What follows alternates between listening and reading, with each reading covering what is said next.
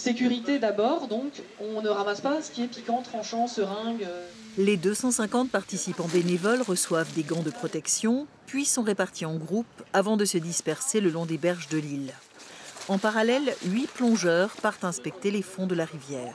C'est surtout aussi pour faire prendre conscience aux gens que nos réserves d'eau sont pas extensibles, qu'il faut un peu soigner son environnement et notamment les espaces aquatiques. Très rapidement, leur pêche est bonne. Rien qu'en un quart d'heure, ils remontent 2 vélos.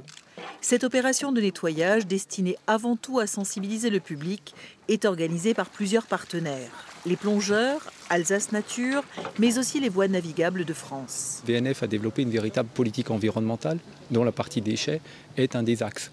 À ce titre-là, on travaille en partenariat avec des associations, mais également avec les collectivités comme par exemple la ville de Strasbourg.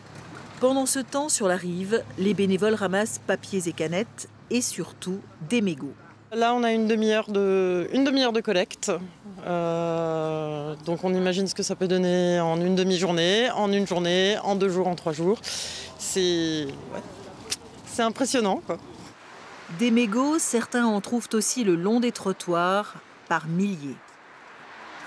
Le mégot, c'est vraiment l'un des pires déchets possibles parce qu'on n'y pense même pas, on le jette comme ça. Mais un mégot peut contaminer jusqu'à 500 litres d'eau. Retour au point de départ pour regrouper les déchets ramassés en à peine 2 heures. L'été, à l'époque des pique-niques, la collecte serait encore bien plus importante.